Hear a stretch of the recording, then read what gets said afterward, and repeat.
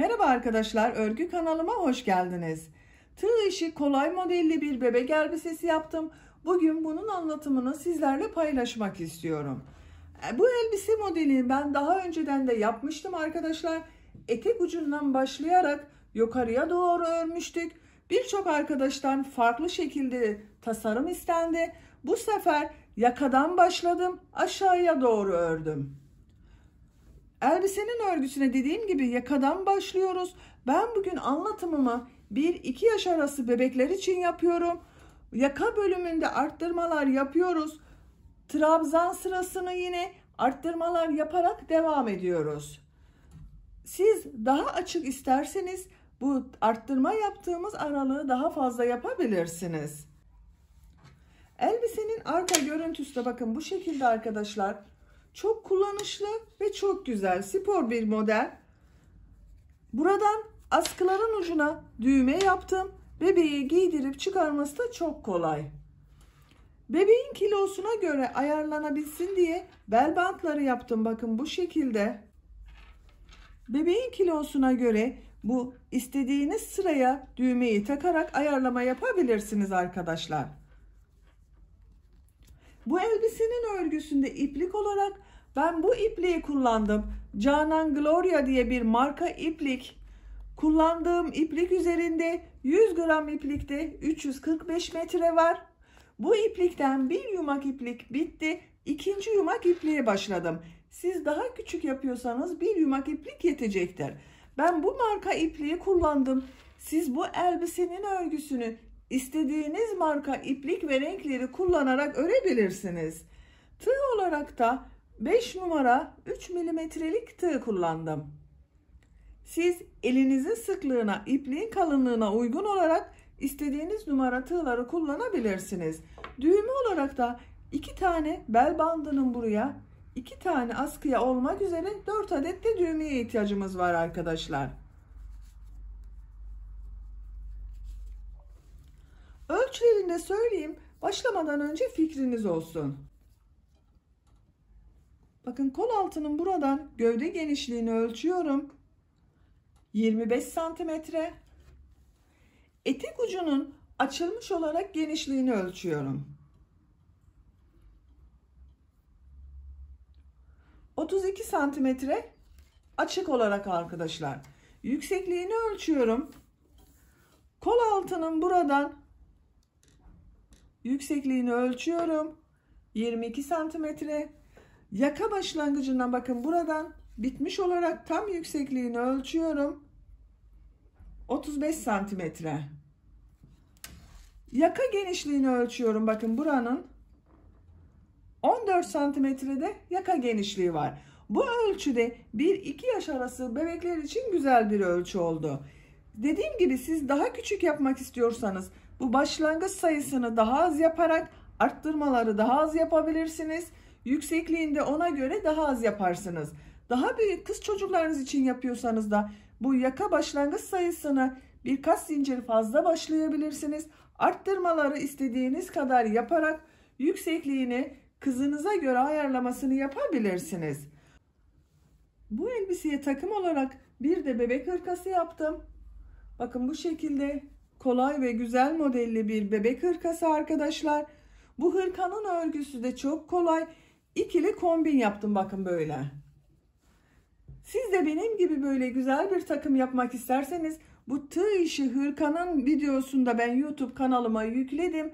Sizler için bu hırkanın olduğu YouTube linkini bu videonun açıklama bölümüne ekliyorum. Siz izlediğiniz bu videonun açıklama bölümünde bulunan tığ işi bebek hırkası linkine tıklarsanız benim gibi güzel bir takım yapabilirsiniz. Hazırsanız hep birlikte bu güzel elbisenin örgüsüne başlayalım. Örgü kanalıma abone değilseniz abone olmayı unutmayın lütfen. Örgü kanalıma abone olmak ücretsiz. Örgü kanalıma ücretsiz abone olup orada bulunan zil şeklinde dokunarak açık yaparsanız kanalıma video yüklediğim zaman ilk önce size bildirim gelecek. Örgülerimden herkesten önce sizin haberiniz olacaktır. İzlediğiniz videolarıma beğeni ve yorumlarınızı da yaparsanız çok sevinirim arkadaşlar. Örgü kanalıma ücretsiz abone olup Beğeni ve yorumlarıyla da destek olan bütün arkadaşlara ayrıca teşekkür ederim. Aklınıza takılan sorular olursa da yorumlar bölümünden sorabilirsiniz. Hepinize kolay gelsin. İyi çalışmalar.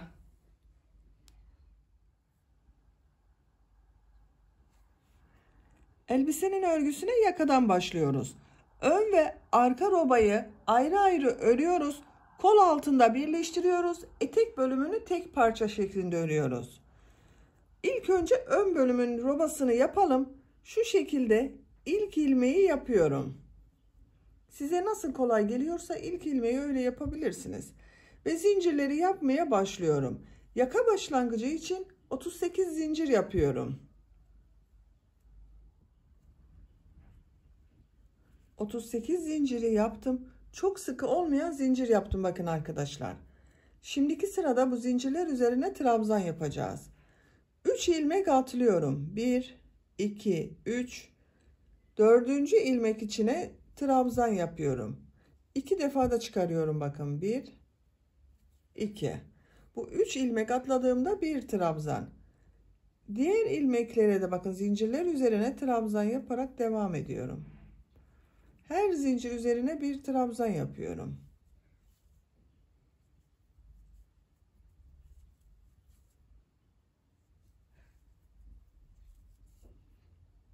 Zincirler üzerine trabzanlar yaparak sıra sonuna kadar devam edelim. Zincirler üzerine trabzanlar yaparak bakın tamamladım. Bu bir sırada toplam 35 trabzan var arkadaşlar. Bu 3 ilmek atladığımla birlikte 35 trabzan var. Kaç santimetre olduğunda ölçelim.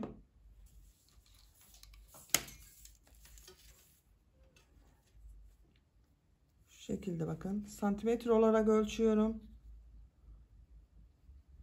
14 santimetre uzunluk var arkadaşlar. Benim yapacağım ölçü için yeterli. Siz daha küçük bebek için yapıyorsanız bunu 10 santim yapabilirsiniz. 9 santim yapabilirsiniz. Daha büyük çocuklarınız için yapıyorsanız da 1-2 santim fazladan yapabilirsiniz. 3 zincir yapıyorum. Örgüyü çeviriyorum. Bu sırada bu trabzanları bir düz taraftan bir ters taraftan boşluktan alarak trabzan yapacağız. Bakın bu ilk trabzanı düz taraftan tığ boşluğa takıyorum. Trabzan yapıyorum. Çok sıkı yapmayalım bu trabzanları da arkadaşlar. İkinci bakın bu trabzanı ters taraftan boşluktan alıyorum. Trabzan yapıyorum. 3 trabzanı yaptım bakın. Buraya bir düğme biriti için birit hazırlıyorum. Bir zincir yapıyorum. Bir ilmek atlıyorum. İkinci ilmeği tekrar ters taraftan boşluktan alarak trabzan yapıyorum. Bakın ikisini ters taraftan aldım. Bir ilmek atladığım için normalde bunun da düz taraftan yaptığım trabzan olması gerekiyor. Onun için 2 trabzanı ters taraftan aldım. Arada bir zincir yaptım. Burası düğme biriti olacak. Düz taraftan boşluktan alıyorum. Trabzan yapıyorum. Ters taraftan boşluktan alıyorum. Trabzan yapıyorum. Düz taraftan boşluktan alıyorum. Trabzan yapıyorum. Ters taraftan boşluktan alıyorum. Trabzan yapıyorum. Bakın bir düz bir ters boşluklardan alarak trabzan yapıyoruz. Sıra sonunda 4 ilmek kalasıya kadar bu şekilde bir düz bir ters boşluklardan alıp trabzan yaparak devam edelim. Sıra sonunda 4 ilmek kalasıya kadar bakın bir düz bir ters boşluklardan alıp trabzan yaptım. Buraya yine düğme biriti yapacağız. Burada bakın bir zincir yaptım. Bir ilmek atladım. Düğme biriti yaptım. Buraya da aynısını yapıyorum. En son bakın ters taraftan boşluktan alarak trabzan yaptım. Bir zincir yapıyorum. Tığın üzerine iplik alıyorum. Bu ilmeği atlıyorum. Bakın bu trabzanı atlıyorum. Diğer trabzanı ters taraftan boşluktan alıyorum. Trabzan yapıyorum. Düz taraftan boşluktan alıyorum. Trabzan yapıyorum. Son trabzanda bakın şu şekilde boşluktan alarak trabzan yapıyorum.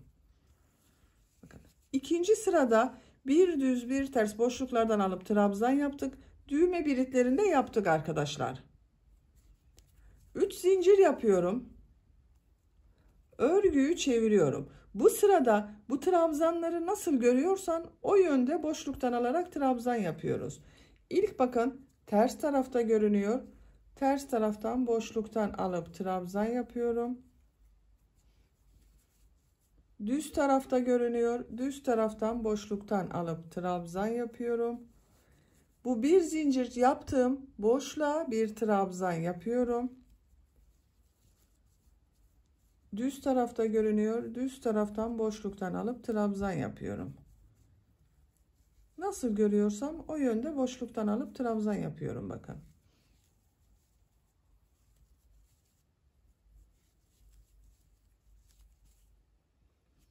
Sıra sonuna kadar devam edelim.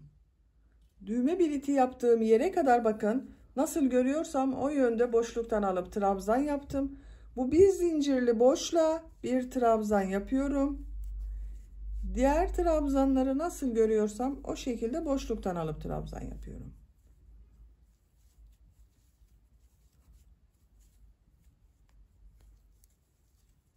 Bakın sıra sonuna kadar tamamladım. 3 zincir yapıyorum. Örgüyü çeviriyorum. Bu sırada yine trabzanları nasıl görüyorsam o şekilde boşluktan alıp trabzan yapıyorum. Bakın düz tarafta görünüyor. Düz taraftan boşluktan alıp trabzan yapıyorum. Ters tarafta görünüyor. Ters taraftan boşluktan alıp trabzan yapıyorum. Düz taraftan boşluktan alıp trabzan yapıyorum.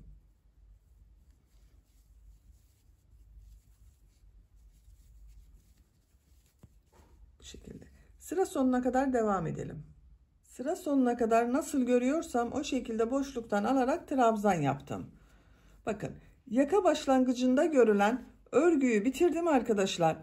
Kaç sıra yaptığımı sayıyorum. 1, 2, 3, 4. 4 sıra bu şekilde bir düz bir ters örgü yaptım.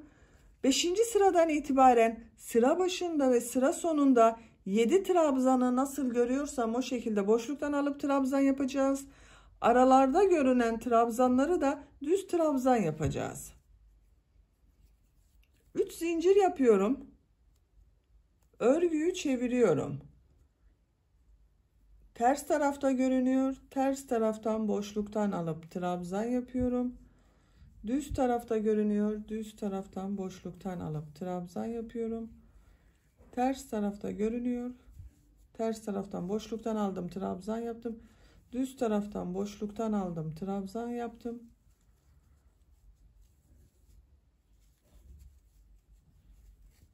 Bakın. 7 trabzanı nasıl görüyorsam o şekilde boşluktan alıp trabzan yaptım. 1, 2, 3, 4, 5, 6, 7. Diğer trabzanları bakın üzerine trabzan yapıyorum. Boşluktan almıyorum. Burada görünen ilmeklerden trabzan yapıyorum.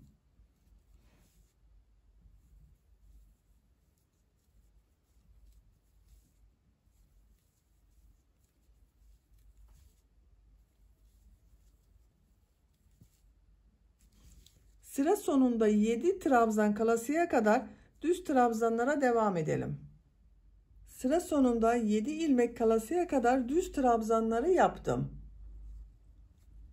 Buradan itibaren yine nasıl görüyorsam o şekilde boşluktan alarak trabzan yapıyorum. Düz taraftan boşluktan alıp trabzan yapıyorum. Ters taraftan boşluktan alıp trabzan yapıyorum.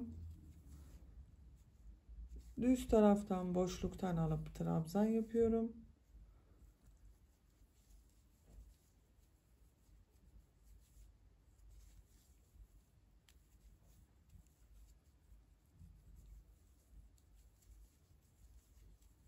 Sıra sonunda olan trabzanı boşluğa bakın trabzan yapıyorum.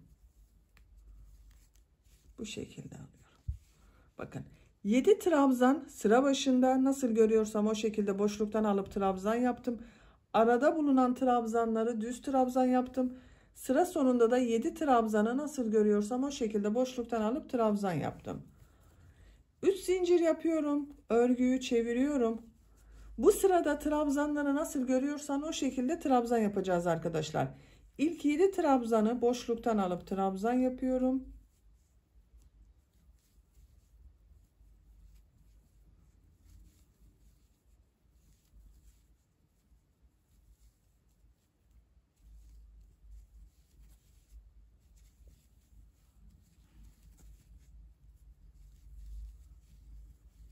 Bakın 7 trabzanı boşluktan alıp trabzan yaptım. Bu trabzanların üzerine trabzanlar yapıyorum.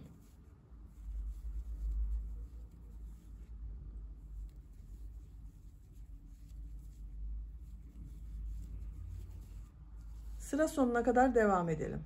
Sıra sonuna kadar gördüğüm gibi trabzan yaparak tamamladım arkadaşlar. Sıra sonunda 7 trabzanı da nasıl görüyorsam o şekilde boşluktan alıp trabzan yaptım. Bakın bu arada 2 sıra trabzan yaptık. Bu sıradan itibaren burada ve burada bir trabzan arttırması yapacağız. 3 zincir yapıyorum. Örgüyü çeviriyorum. Örgünün düz tarafındayım bakın. İlk 7 trabzanı nasıl görüyorsam o şekilde boşluktan alarak trabzan yapıyorum.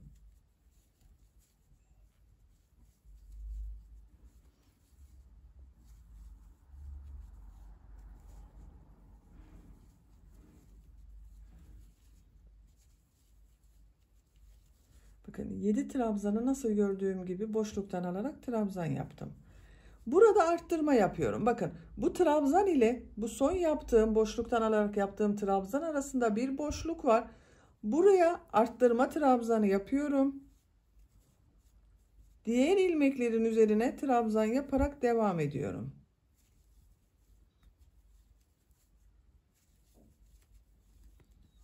Bu bir trabzanı arttırma trabzanı yaptım buraya. Buraya kadar devam edelim. Buraya kadar trabzanların üzerine trabzanları yaparak tamamladım bakın arkadaşlar.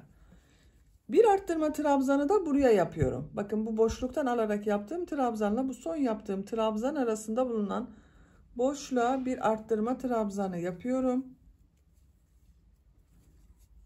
Bu 7 trabzanı nasıl görüyorsam o şekilde boşluktan alarak trabzan yapıyorum.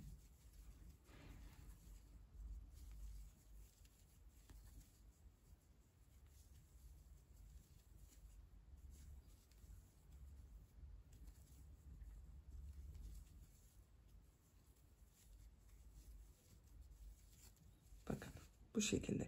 Bir arttırma trabzanı buraya yaptım. Bir arttırma trabzanı da buraya yaptım. Burası örgünün düz tarafı.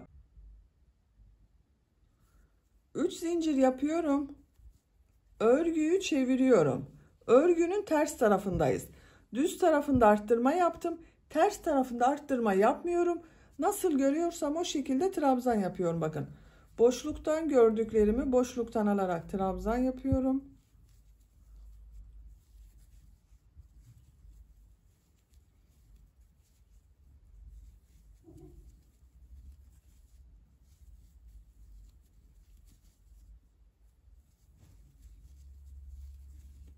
Bakın arttırma yapmıyorum. Trabzanın üzerine trabzan yapıyorum. Sıra sonuna kadar devam edelim. Sıra sonuna kadar tamamladım. Arttırma yapmadım bakın bu sırada. 3 zincir yapıyorum. Örgüyü çeviriyorum. Örgünün düz tarafındayım. Bu sırada yine burada ve burada bir trabzan arttırması yapacağız. İlk 7 trabzanı nasıl görüyorsam o şekilde boşluktan alıyorum bakın.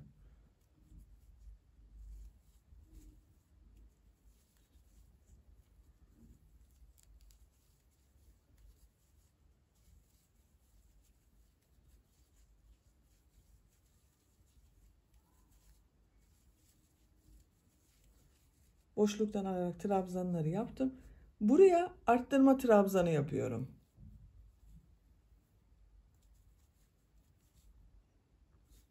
Diğer ilmeklerin üzerine trabzanlar yapıyorum. Buraya kadar devam edelim. Düz trabzanları yaparak buraya kadar tamamladım.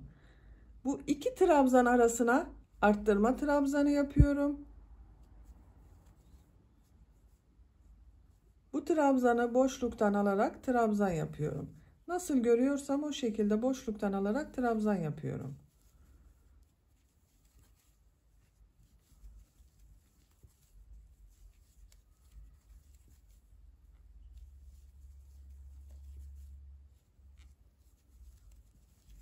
Bakın.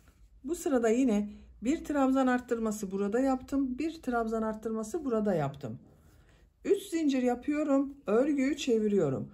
Örgünün ters tarafındayım. Arttırma yapmıyorum. Nasıl görüyorsam o şekilde boşluktan alarak trabzan yapıyorum.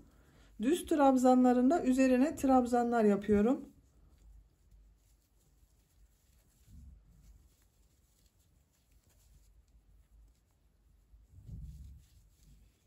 Bakın arttırma yapmıyorum. Trabzan üzerine trabzan yapıyorum. Sıra sonuna kadar devam edelim. Sıra sonuna kadar trabzanları nasıl görüyorsam o şekilde yaptım. Düz trabzanları düz yaptım. Boşluktan alarak yaptığım trabzanları trabzan yaptım. 3 zincir yapıyorum. Örgüyü çeviriyorum. Örgünün düz tarafındayız. Bu sırada arttırma trabzanı yapacağız arkadaşlar.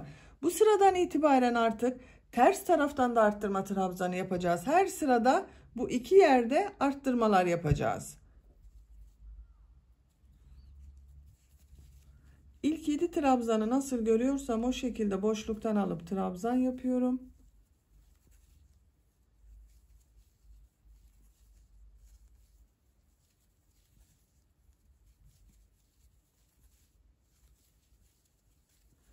Buraya bir arttırma trabzanı yapıyorum. Düz trabzanların üzerine düz trabzanlar yapıyorum. Bakın. Artık bu sıradan sonra bakın boşluktan alarak yaptığım trabzanla düz trabzan arasında olan her boşluktan bir arttırma trabzanı yapacağız arkadaşlar. Sıra sonuna kadar devam edelim. Sıra sonuna kadar tamamladım. Burada da bakın bir arttırma trabzanı yaptım. 3 zincir yapıyorum. Örgüyü çeviriyorum. Nasıl görüyorsam o şekilde boşluktan alıp trabzan yapıyorum. Örgünün ters tarafındayım bakın bu sırada arkadaşlar.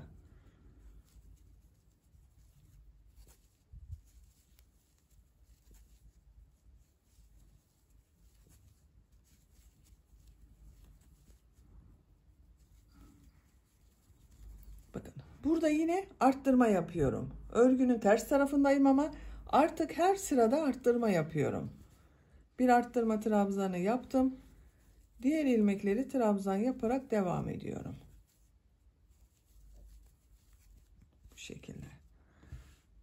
Ön robanın örgüsü artık bu şekilde bu iki yerde arttırmalar yaparak ama her sırada yapacağız arkadaşlar. Tersten gelirken de yapacağız. Düz taraftan gelirken de yapacağız. Ön bölümün roba örgüsüne bu şekilde arttırmalar yaparak devam edelim. Ön bölümün örgüsünü arttırmalar yaparak 12 sıra trabzan sırası yaptım arkadaşlar. Bu trabzan sırası yaptığım sırayı sayıyorum. 2, 4, 6, 8, 10, 12. Bu benim yapacağım ölçü için yeterli. Siz daha büyük bebekleriniz için yapıyorsanız birkaç sıra daha arttırma yapabilirsiniz. Bu sıradan itibaren arttırmaları bırakıyorum. Örgüyü birkaç sırada düz devam ediyorum. Bu bir sırada toplam 53 trabzan oldu arkadaşlar. Bunlarla birlikte 53 trabzan oldu. Sayalım isterseniz bakın 2, 4, 6, 8, 10, 12, 14, 16, 18, 20, 22, 24, 26, 28, 30, 32, 34, 36, 38, 40, 42, 44, 46, 48, 50, 52, 53. Bir sırada 53 trabzan var. Siz daha büyük bebek için yapıyorsanız bu trabzan sayısını arttırabilirsiniz. 3 zincir yapıyorum. Örgüyü çeviriyorum. Bu ilk 7 trabzanı nasıl görüyorsam o şekilde boşluktan alarak trabzan yapıyorum. Ters tarafta görünüyor. Bakın ters taraftan boşluktan alıp trabzan yapıyorum. Düz tarafta görünüyor. Düz taraftan boşluktan alıp trabzan yapıyorum. Gördüğüm gibi boşluklardan alarak trabzan yapıyorum. Bakın, arttırma yaptığımız yere geldim. Buraya arttırma yapmıyorum. Trabzanın üzerine trabzan yapıyorum. Her ilmek üzerine bir trabzan yapıyorum. Bakın arttırmayı yapmadım orada. Trabzanlar yaparak buraya kadar devam edelim. Trabzanlar üzerine trabzanlar yaparak bakın bu arttırma yaptığımız buraya geldim. Buraya trabzan yapmıyorum. Bu düz görüneni boşluktan alıyorum, trabzan yapıyorum. Arttırma yapmadım bakın arkadaşlar. Diğerlerinde nasıl görüyorsam o şekilde boşluktan alarak trabzan yapıyorum.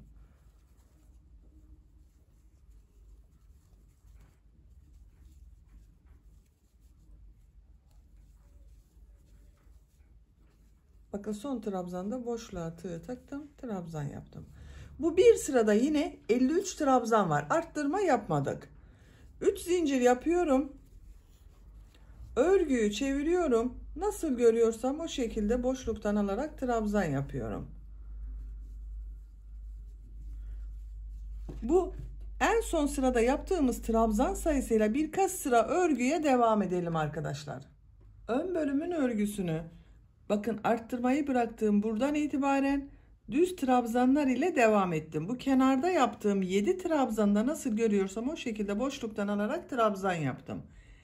Kaç sıra trabzan sırası yaptığımı sayıyorum. Bakın buradan sayıyorum arkadaşlar. 2, 4, 6, 8, 10, 12, 14, 15 sıra oldu toplam arkadaşlar. Ön bölümün roba bölümünü bitirdik. Şimdi aynı şekilde bir de arka bölüm yapalım. Arka ile ön bölümü birleştireceğiz.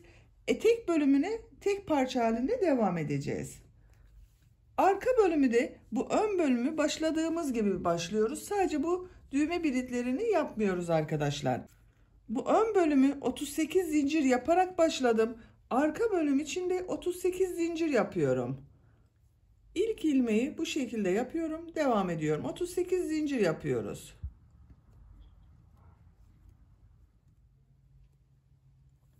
...38 zinciri yaptım. Tığın üzerine iplik alıyorum. 3 ilmek atlıyorum. 4. ilmek içine trabzan yapıyorum. Zincirler üzerine trabzan yapıyorum. Ön bölümde 35 trabzan yaptım. Bu arka bölüm içinde zincirler üzerine 35 trabzanı yapalım. Zincirler üzerine 35 trabzanı yaptım.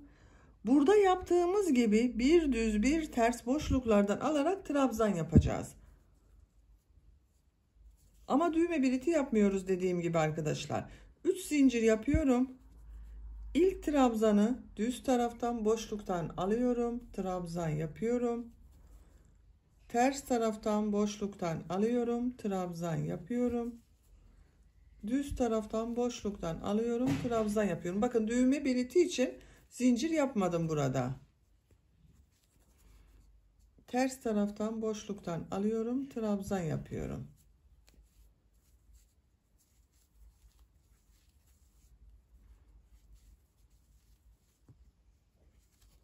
Bu şekilde arkadaşlar. Bu ön bölümün aynısını yapıyoruz. Aynı sayıda trabzanları yapalım. Aynı sayıda arttırmaları yapalım. Bu yüksekliği tamamlayalım gelelim. Arka bölümün örgüsünü de ön bölümün örgüsüyle aynı sayıda yaptım. Bakın arkadaşlar. Yükseklik de aynı oldu. Sayılar da aynı oldu. Buradan itibaren 2, 4, 6, 8, 10, 12, 14, 15 sıra trabzan sırası. Bu son sırada da 53 trabzan var. Bakın bunda düğme biliti yaptık. Bunda düğme biliti yapmadık. Düz yaptık arka bölümü. Şimdi bu iki bölümü birleştireceğiz. Örgüye tek parça olarak devam edeceğiz. Arka bölümde bulunan ipliği kestim. Ön bölümdeyim. Bu sırada birleştiriyorum arkadaşlar. 3 zincir yapıyorum. Örgüyü çeviriyorum. Bu ilk 7 trabzanı nasıl görüyorsam o şekilde boşluktan alarak trabzan yapıyorum.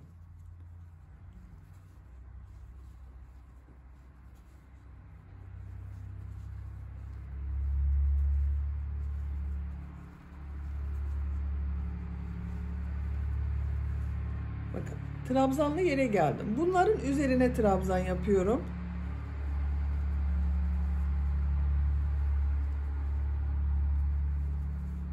Sıra sonuna kadar devam edelim. Sıra sonuna kadar tamamladım. Son 7 trabzanı da nasıl görüyorsam o şekilde boşluktan alarak trabzan yaptım. Diğer bölüm ile birleştiriyoruz. Bakın gelişine bakıyorum. Bu şekilde tığın üzerine iplik alıyorum. Bu trabzanın üzerine bir trabzan yapıyorum.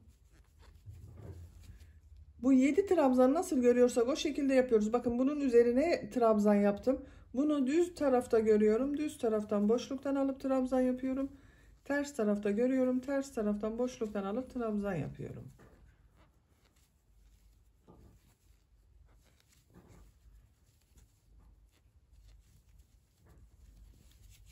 Nasıl görüyorsam o şekilde boşluktan aldım, trabzan yaptım. Diğer trabzanların üzerine trabzan yaparak devam ediyorum. Sıra sonuna kadar devam edelim. Sıra sonuna kadar tamamladım. Son 7 trabzanı da nasıl görüyorsam o şekilde boşluktan alarak trabzan yaptım. Bu son yaptığım ilmek ile ilk yaptığım ilmeği ilmek kaydırması yaparak birleştiriyorum arkadaşlar. Bakın düzgün gelmesine dikkat ediyorum. Burada yaptığım ilk ilmek ile ilmek kaydırması yaparak birleştiriyorum. Bakın iki taraftan birleştirdik. Artık tek parça oldu. 2 zincir yapıyorum. Örgüyü çeviriyorum. Örgüyü çevirerek öreceğiz arkadaşlar. Bu yoksa örgü bu roba bölümüyle farklı görüntüde olur. Bir sıra daha bu başta ve sonda gördüklerimi nasıl görüyorsam o şekilde boşluktan alarak trabzan yapıyorum. Bu ilk trabzan düz görünüyor. Düz taraftan boşluktan alıp trabzan yapıyorum. Ters tarafta görünüyor. Ters taraftan boşluktan alıp trabzan yapıyorum. Gördüğümüz gibi boşluktan alarak trabzan yapıyoruz.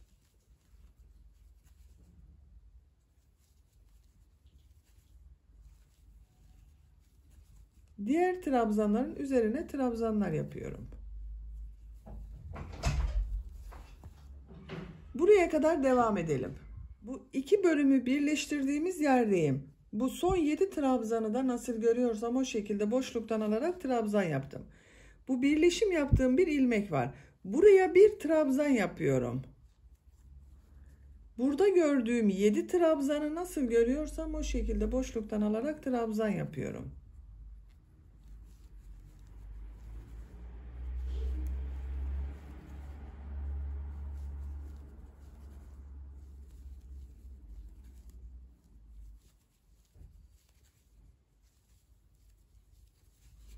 Trabzanların üzerine geldim. Buraya trabzanlar yapıyorum.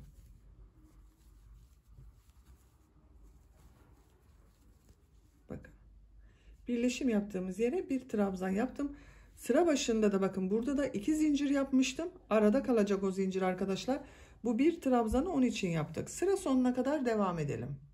Buraya kadar bakın trabzanları yaptım. Son 7 trabzanda nasıl görüyorsam o şekilde boşluktan alarak trabzan yaptım. Sıraya başladığımız yere geldik arkadaşlar. Burada bakın 2 zincir yaparak bu sıraya başlamıştım. Bu son ilmek ile bu ilk ilmeği ilmek kaydırması yaparak birleştiriyorum. Artık bu bir düz bir ters boşluklardan alarak trabzan yapmayacağız. Sadece bu 2 zincir yaptığımı boşluktan alarak trabzan yapacağız. Bir de diğer birleşim yaptığım burada bakın bir trabzan yapmıştım. Bunu yeri belli olsun diye işaret yapmak için boşluktan alarak trabzan yapacağız. Bunun çevresinden arada bir arttırmalar yapacağız. Belli olsun diye onları boşluktan alarak trabzan yapıyoruz. Bakın birleşimini yaptım. Bir zincir yapıyorum. Örgüyü çeviriyorum. Bakın bu bir zincirin altında bulunan arada yaptığım bu 2 zincir vardı. Bunu boşluktan alıyorum. Trabzan yapıyorum.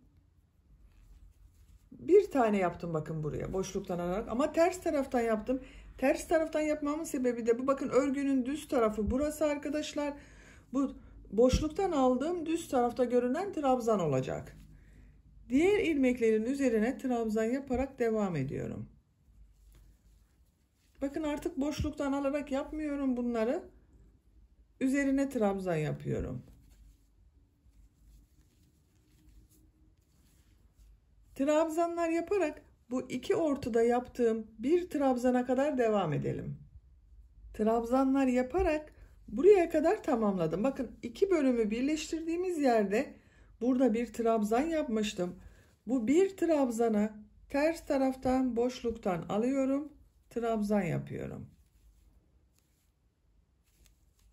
Diğer ilmeklerin üzerine trabzan yaparak devam ediyorum.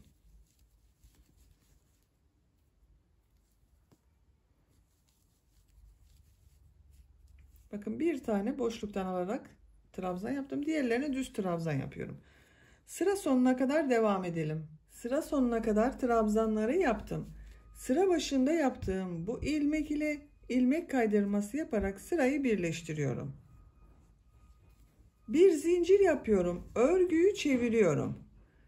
Tığın üzerine iplik alıyorum. Burada yaptığım bakın bir taneyi boşluktan alarak trabzan yapmıştım. Bunu boşluktan alıyorum. Trabzan yapıyorum. Buraya bir arttırma yapmak için bakın trabzanla bunun arasına bir trabzan yapıyorum. Bu sırada arttırma yapıyoruz. Diğer ilmeklerin üzerine trabzan yaparak devam ediyorum.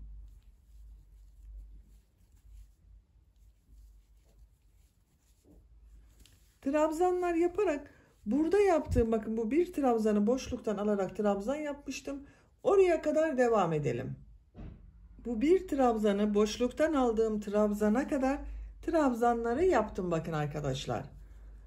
Bu bir trabzanı boşluktan almıştım. Bundan önce buraya bir arttırma yapıyorum.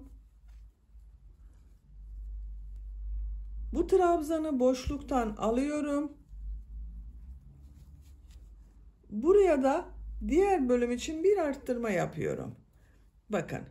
Bu bir trabzan işaret yapmak için yaptık arkadaşlar. Boşluktan alarak yaptığımız. Önce ve sonra birer trabzan arttırması yaptım. Diğer ilmeklere birer defa trabzan yapıyoruz.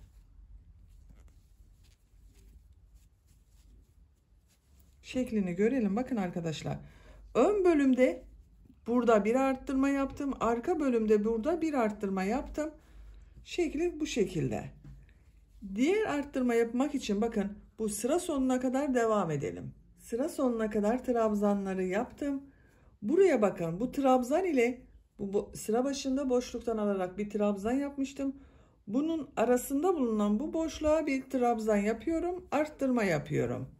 Bu sırada arttırma yapıyorduk. Sıra başında da bakın bu ilk ilmeği arttırma yaptım. Sıra sonunda da arttırma yaptım. Bir burada bir burada arttırma yapmış olduk. Bu ilmek ile ilmek kaydırması yaparak birleştiriyorum. Bakalım arkadaşlar kontrol edelim. Bakın ön bölüm burası, arka bölüm burası. Ortada bu bir trabzan boşluktan alarak örgü bitesiye kadar devam edecek. Bunun da yapmamızın sebebi arada birkaç sıra arayla arttırmalar yapacağız her iki taraftan arkadaşlar. Onun yeri belli olsun diye bu bir trabzanı boşluktan alarak trabzan yapıyorum. Bu sırada bakın bir burada bir burada arttırma yaptım. Burada da bir burada bir burada arttırma yaptım.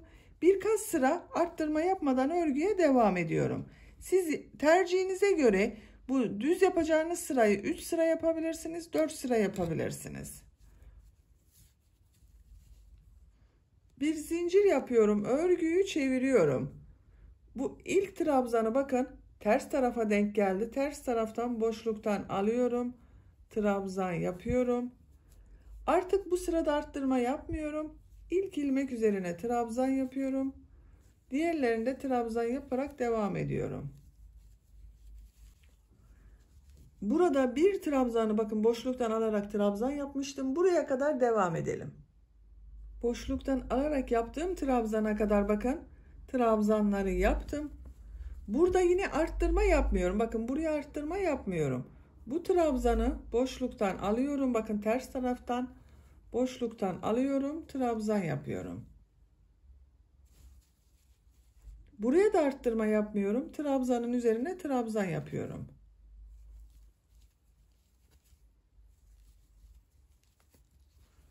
Bakın arttırma yapmadık bu sırada arkadaşlar. Bunu boşluktan alarak trabzan yaptık. Diğer ilmeklerin de üzerine trabzan yaptık. Sıra sonuna kadar devam edelim. Trabzanları yaparak sıra sonuna kadar tamamladım. Sıra sonunda bakın yine burada arttırma yapmıyorum. Bu sırada arttırma yapmıyorduk. Burada yaptığım ilk ilmek ile ilmek kaydırması yaparak sırayı birleştiriyorum. Bakın arkadaşlar birleşim yaptığımız yer böyle. Bu bir trabzan boşluktan alarak trabzan yapacağız. Nerede arttırma yaptığımızı şaşırmamak için isterseniz işaret takalım. Bakın bu sırayı arttırma yapmadan yapmıştık. Bu sırada arttırma yapmıştık arkadaşlar. Bir önceki sırada oraya işaret takıyorum. Şöyle kontrol edelim. Birkaç sıra bu arttırma yapmadan düz devam edeceğiz. Ama bu kenarda yaptığımız, bakın bu birer trabzanı boşluktan alarak trabzan yapacağız. Onu unutmayalım. Yerini unutmayalım diye arkadaşlar, arttırma yapacağımız yerin. Açılımını ne kadar istiyorsanız siz bu düz yapacağınız sırayı kendinize göre ayarlama yapabilirsiniz. 3 sırada bir arttırma yapabilirsiniz. 4 sırada bir arttırma yapabilirsiniz. 5 sırada arttırma yapabilirsiniz. Bakın yine bu sırada arttırma yapmıyorum. Bir zincir yapıyorum. Örgüyü çeviriyorum. Bu bir trabzanı bakın boşluktan alarak trabzan yapıyorum. Arttırma yapmıyorum. Her trabzanın üzerine bir trabzan yapıyorum. Bakın arkadaşlar. Bu sırada bakın işaret yaptığım sırada arttırma yaptık. Burada ve burada arttırma yapmadım. 3-4 sıra dediğim gibi tercihinize göre arttırma yapmadan devam edelim. Bir arttırma sırasını daha sizinle yapalım. Bu işareti yaptığım yerden sonra 1, 2, 3, 4 sıra trabzan sırası yaptım. Sıra sonunda ilmek kaydırması yaparak sırayı birleştirdim. Bakın bu işaretli yerde bu iki taraftan hem ön için hem arka bölüm için arttırma yapmıştım. Burada da aynı şekilde bakın bu bir trabzanı boşluktan alarak yaptığımız trabzanın önde ve sonda arttırma yaptım. Diğer 4 sırada bakın 1, 2, 3, 4 buralarda arttırma yapmadan aynı sayı ile trabzan yaptım. Bu sırada tekrar arttırma yapacağız. Bir zincir yapıyorum, örgüyü çeviriyorum. Bu boşluktan alarak yaptığım trabzan bakın ters taraftan denk geldi. Boşluktan alıyorum, trabzan yapıyorum. Burada arttırma yapıyorum. Bakın boşluktan alarak yaptığım trabzan ile bu trabzan arasında bulunan ilmekten arttırma yapıyorum. Diğer ilmeklerin üzerine trabzan yaparak devam ediyorum.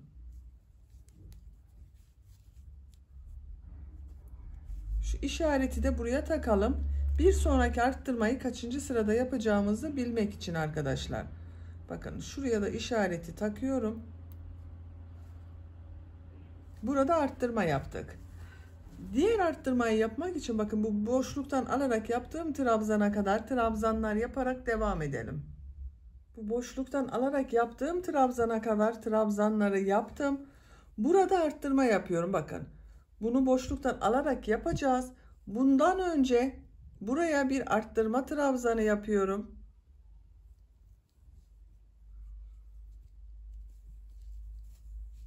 Bu bir trabzanı bakın ters taraftan denk gelmişti. Bu sırada boşluktan alıyorum, trabzan yapıyorum. Buraya da yine arttırma yapıyorum. Bakın arkadaşlar trabzan ile boşluktan alarak yaptığım trabzan arasında bulunan boşluktan trabzan yapıyorum. Bir arttırma burada yaptık, bir arttırma burada yaptık.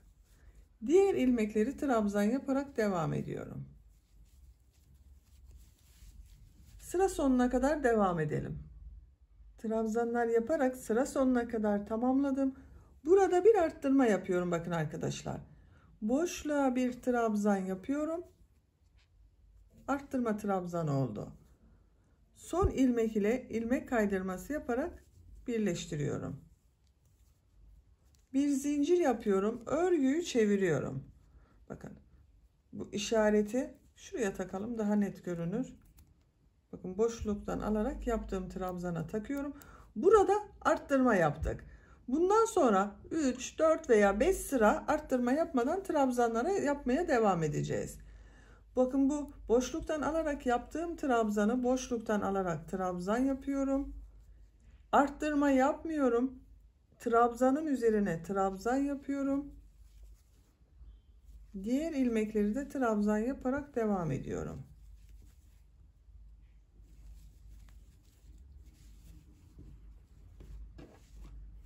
Bakın arkadaşlar. Ben 4 sıra arayla bir arttırma trabzanı yapıyorum. Siz tercihinize göre bu etek bölümü daha çok açılsın isterseniz 3 sıra düz trabzan, 4. sırada arttırma yapabilirsiniz.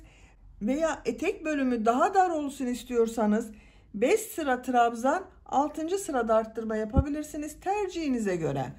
Ben 4 sıra düz trabzan, 5. sırada arttırmalar yapıyorum. Bu şekilde etek bölümünün örgüsünü tamamlayalım gelelim.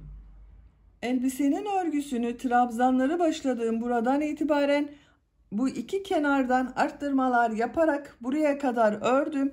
Kaç sıra ördüğümü sayıyorum. 1, 2, 3, 4, 5, 6, 7, 8, 9, 10, 11, 12, 13, 14, 15, 16, 17, 18, 19, 20, 21, 22, 23 sıra ördüm arkadaşlar. Santimetre olarak da ölçelim isterseniz.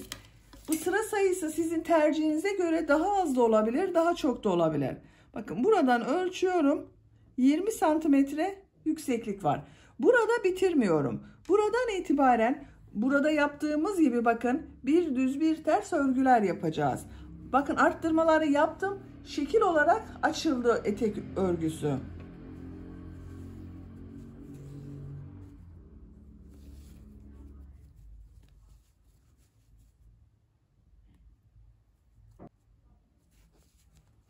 Bir zincir yapıyorum, örgüyü çeviriyorum.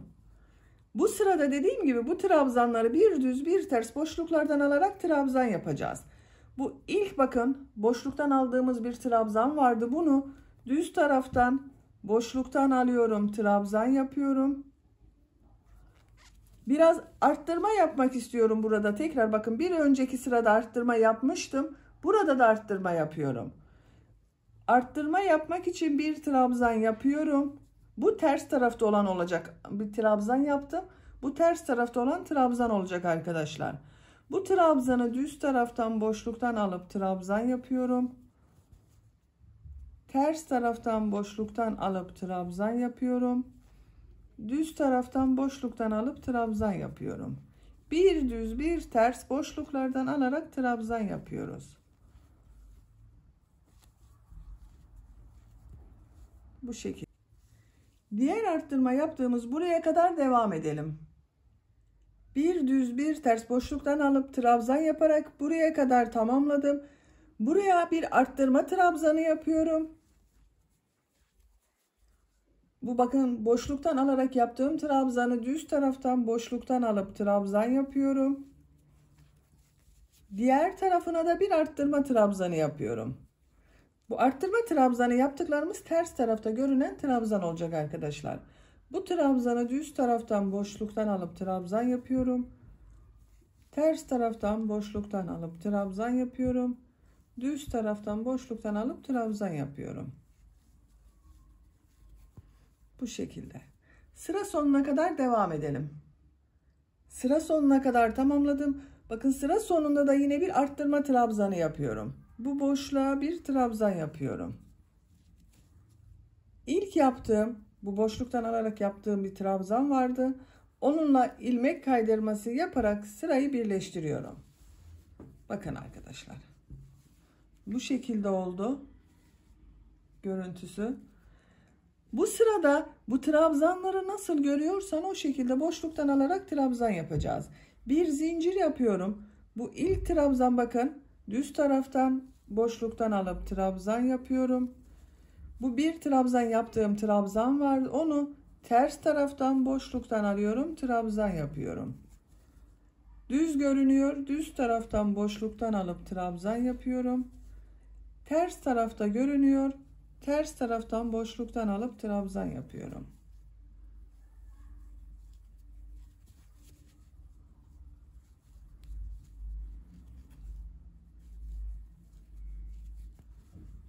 Bu şekilde. Sıra sonuna kadar devam edelim. Nasıl görüyorsam o şekilde boşluktan alıp trabzan yaparak sıra sonuna kadar tamamladım. Son ilmek ile ilk ilmeği ilmek kaydırması yaparak birleştiriyorum arkadaşlar. Bakın. İkinci sırayı yaptık. Bu şekilde göründü.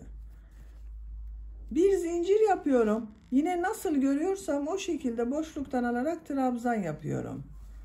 Düz gördüklerimi düz taraftan, ters tarafta gördüklerimi ters taraftan boşluktan alarak trabzan yapıyorum.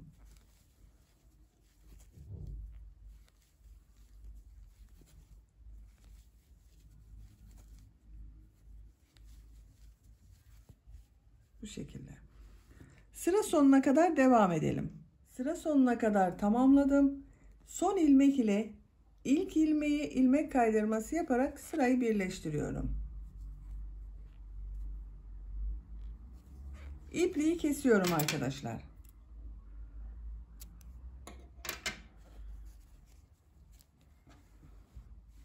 Bakın. Etek ucu böyle oldu. Şimdi askılarını da yapalım. Bakın ön bölüm burası. Bu düğme biritleri yaptığım taraf ön bölüm. Askıları arka bölüme yapıyorum. Örgüyü çeviriyorum. Bir yumak iplik de arkadaşlar benim burada bitti. Bakın ikinci yumak ipliğe başladım. Bakın ikinci yumak ipliğe başlıyorum burada.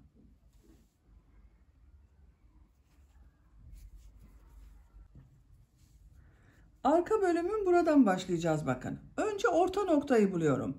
Bir sırada 35 trabzan vardı. Orta noktayı buluyorum arkadaşlar bakın.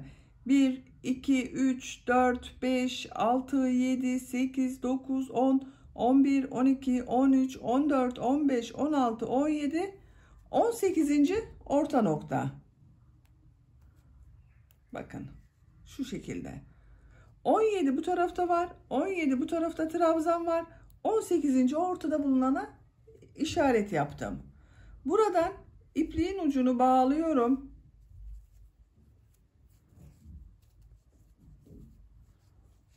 Bu son trabzan var bakın. Buradan bir ilmek yapıyorum. 3 zincir yapıyorum. Bu bir düz bir ters boşluklardan alarak trabzanları yapacağız. Bu sıra başında ve sıra sonunda kesmeler yapacağız. Bakın bu ilk görünen ters tarafta görünüyor. Ters taraftan boşluktan alıp trabzan yapıyorum. Burada kesme yapıyorum. Bu düz görünen var bak. Bir düz görünüyor, bir ters görünüyor, bir düz görünüyor. Düz görünene taktım. Ters görüneni atlıyorum. Diğer düz görünene tığ taktım. Bir düz görünen trabzan yapıyorum. Burada kesme yaptık. Ters tarafta görünüyor. Ters taraftan trabzan yapıyorum. Düz tarafta görünüyor. Düz taraftan boşluktan alıp trabzan yapıyorum. Nasıl görüyorsam o şekilde boşluklardan alarak trabzan yapıyorum.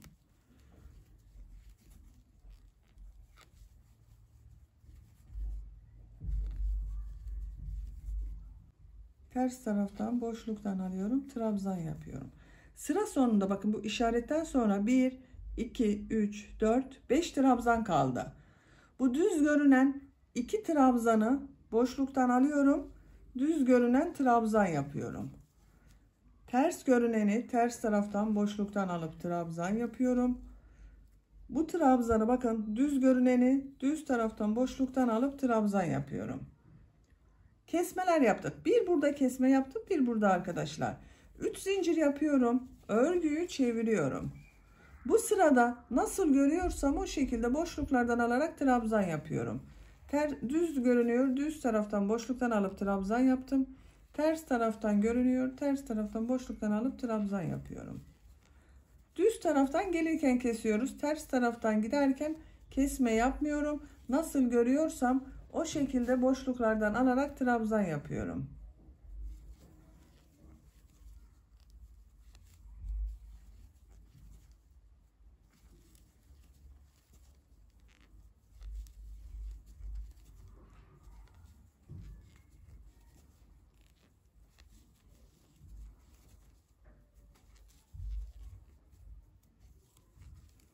Son trabzanı 3 zincir yaparak bir trabzan yapmıştım. Ona boşluğa tığ takıyorum, trabzan yapıyorum. 3 zincir yapıyorum. Örgüyü çeviriyorum.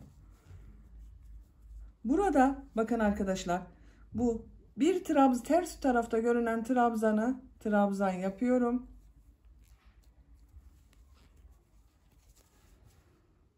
Bu düz görünen 2 trabzanı bir araya getirip bir düz görünen trabzan yapıyorum. Ters tarafta görünüyor. Ters taraftan boşluktan alıp trabzan yapıyorum. Düz tarafta görünüyor. Düz taraftan boşluktan alıp trabzan yapıyorum. Sıra sonunda da bakın bu iki düz görüneni bir araya alıyorum. Bir düz görünen trabzan yapıyorum. Ters tarafta görüneni ters taraftan boşluktan alıp trabzan yapıyorum. Sıra sonunda bir trabzan yapıyorum. 3 zincir yapıyorum. Örgüyü çeviriyorum. Nasıl görüyorsam o şekilde boşluklardan alarak trabzan yapıyorum.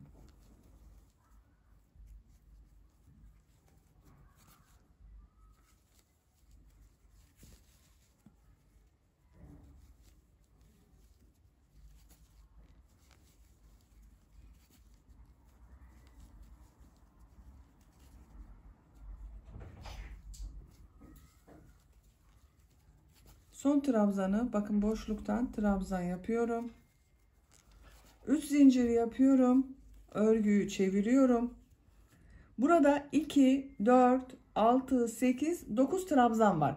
7 trabzan kalasıya kadar kesme yapacağız. Diğer kesmeyi de şu ikisini bir araya getirerek yapıyorum. Bakın bu ters görünüyor. Ters taraftan boşluktan alıp trabzan yapıyorum. Düz tarafta görünüyor. Düz taraftan boşluktan alıp trabzan yapıyorum. Bu ikisini kesme yapıyorum bakın arkadaşlar. Bir araya getiriyorum. Birlikte yapıyorum. Ters tarafta görünüyor. Ters taraftan boşluktan alıyorum. Trabzan yapıyorum. 1, 2, 3, 4, 5, 6, 7 trabzan kaldı. 3 zincir yapıyorum. Örgüyü çeviriyorum. Nasıl görüyorsam o şekilde boşluklardan alarak trabzan yapıyorum.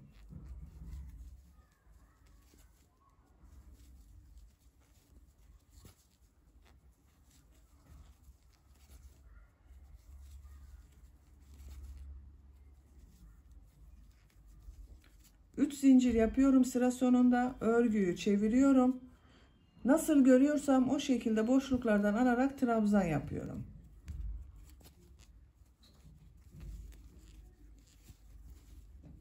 Kesme yapmıyorum, bakın düz taraftan yapıyorum ama kesme yapmıyorum artık.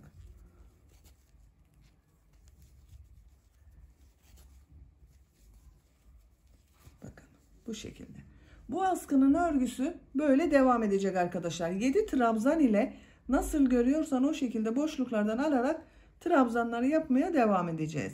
Diğer askıyı da başlayalım. 2 askının örgüsünü birlikte yaparız.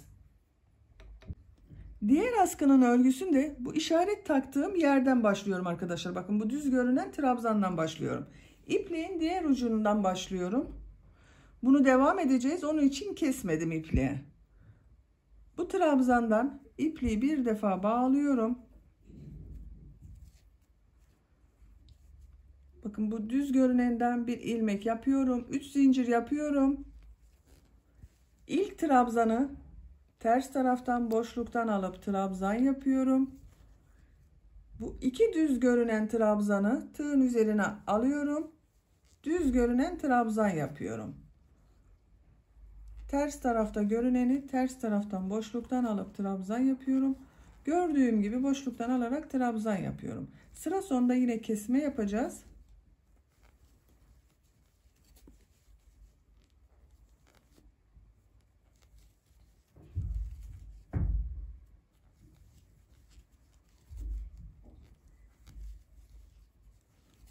Bakın ters taraftan görünen trabzanı yaptım. Sıra sonunda iki düz görünen görünüyor burada bak. Tığın üzerine ikisini takıyorum. Bir düz görünen trabzan yapıyorum. Ters tarafta görüneni ters taraftan boşluktan alıp trabzan yapıyorum. Sıra sonunda bu 3 zincirli boşluğa trabzan yapıyorum. 3 zincir yapıyorum. Örgüyü çeviriyorum. Örgünün ters tarafında nasıl görüyorsan o şekilde boşluklardan alarak trabzan yapıyoruz.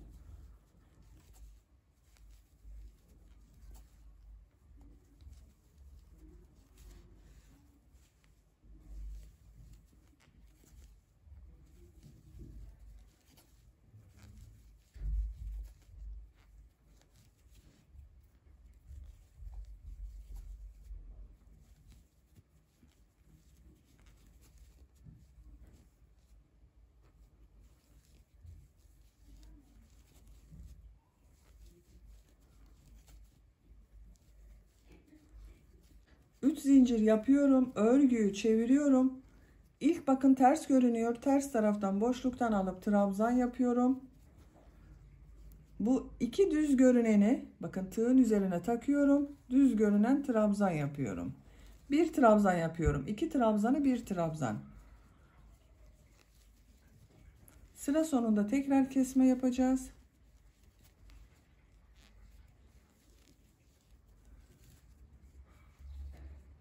Bakın sıra sonunda iki düz görüneni yine tığın üzerine birlikte alıp bir düz görünen trabzan yapıyorum. Ters taraftan görünüyor. Ters taraftan boşluktan alıp trabzan yapıyorum. Sıra sonunda düz trabzan yapıyorum. 3 zincir yapıyorum. Örgüyü çeviriyorum. Örgünün ters tarafından yine nasıl görüyorsam o şekilde boşluktan alarak trabzan yapıyorum.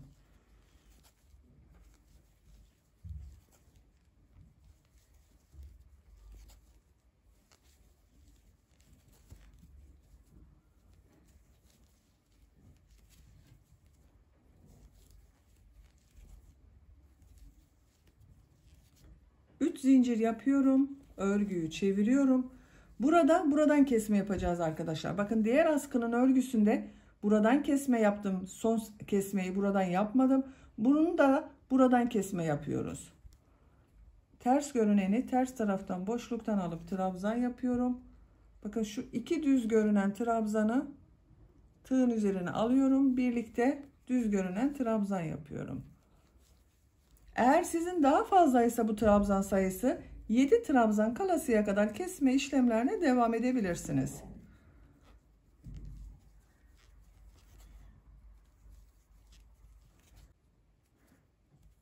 Üç zincir yapıyorum. Örgüyü çeviriyorum. Nasıl görüyorsam o şekilde boşluktan alarak trabzan yapıyorum.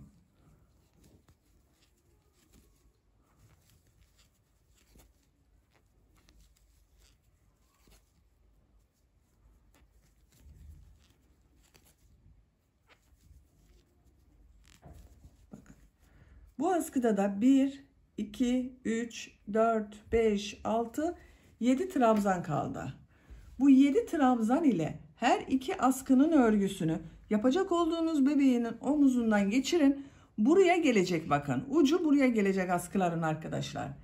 2 askının örgüsünü tamamlayalım gelelim. Elbisenin 2 askı örgüsünü tamamladım. Kaç sıra yaptığımı sayıyorum.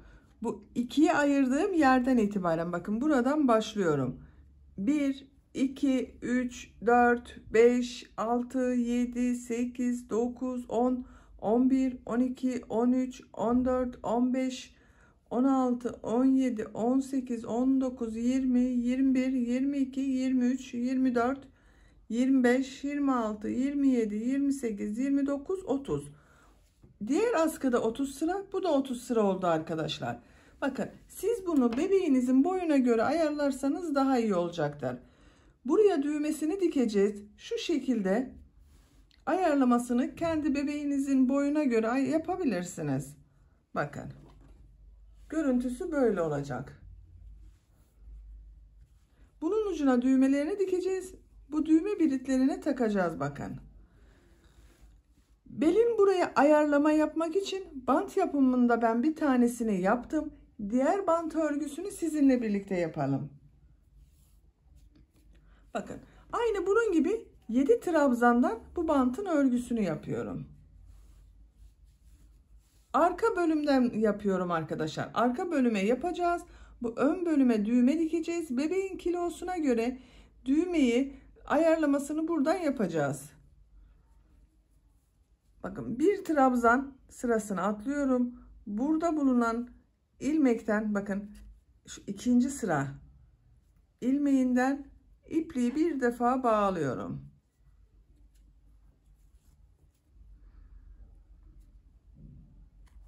Buradan bir ilmek yapıyorum.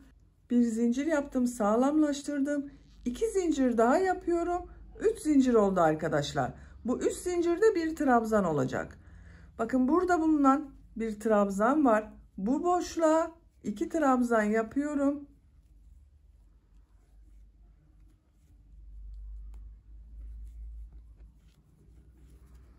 Diğer trabzan sırasına da bakın buraya da 2 trabzan yapıyorum. 1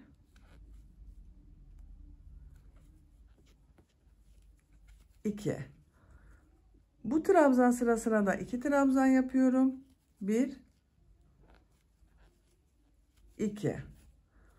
Bakın üst zincir 1 trabzan, 1, 2, 3, 4, 5, 6, 7 trabzan oldu. 3 zincir yapıyorum. Örgüyü çeviriyorum. İlk trabzanı boşluktan alıyorum. Trabzan yapıyorum. Bu trabzanı ters taraftan boşluktan alıyorum. Trabzan yapıyorum. Bir düz bir ters boşluklardan alarak trabzan yapıyoruz.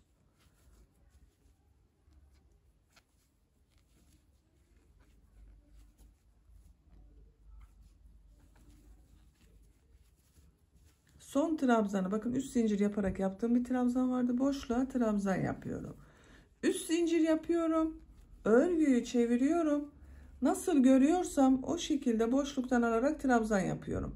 Bakın ters tarafta görünüyor. Ters taraftan boşluktan alıp trabzan yapıyorum. Düz tarafta görünüyor. Düz taraftan boşluktan alıp trabzan yapıyorum.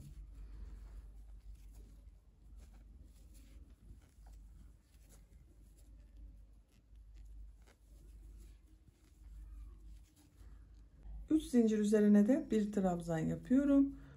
3 zincir yapıyorum. Örgüyü çeviriyorum. Yine nasıl görüyorsam o şekilde trabzanlar yapıyorum arkadaşlar. Bandın örgüsü bu şekilde devam edecek. Bunu kaç sıra yaptığımı sayıyorum. Bakın 1, 2, 3, 4, 5, 6, 7, 8 sıra yaptım. Siz de bunu tercihinize göre 7 sıra, 8 sıra, 6 sıra tamamlayalım gelelim. Bel bandının örgüsünü 8 sıra olarak tamamladım. 1, 2, 3, 4, 5, 6, 7, 8. Düğmesini de diktim arkadaşlar. Düğmeyi ön bölüme diktim. Bakın ön bölümü yaptığımız yere düğmesini diktim. Düğme biliti olarak da bu sıra aralıklarının hepsini kullanabilirsiniz. Bebeğinizin kilosuna göre bunu istediğiniz aralığa takabilirsiniz. Bakın buraya da takabilirsiniz. Bebeğiniz daha zayıfsa daha geriye de takabilirsiniz.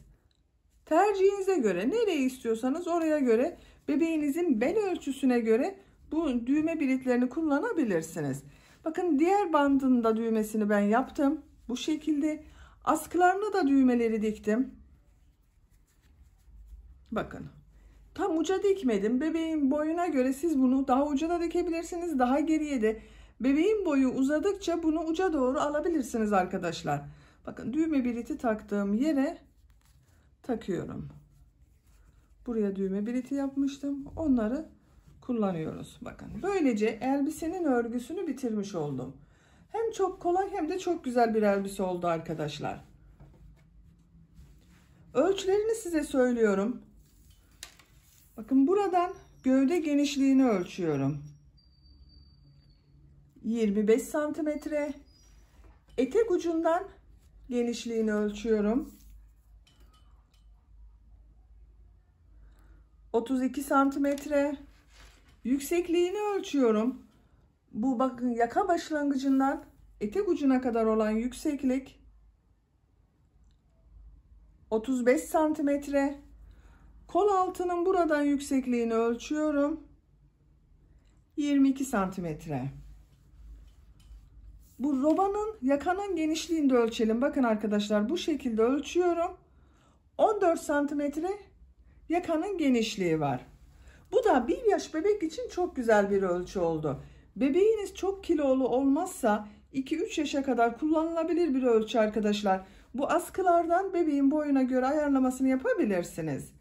Böylece bir örgü anlatımının da sonuna gelmiş oldum. Beni dinlediğiniz ve izlediğiniz için hepinize çok teşekkür ederim. Örgü kanalıma abone değilseniz abone olmayı unutmayın lütfen. Örgü kanalıma abone olmak ücretsiz arkadaşlar.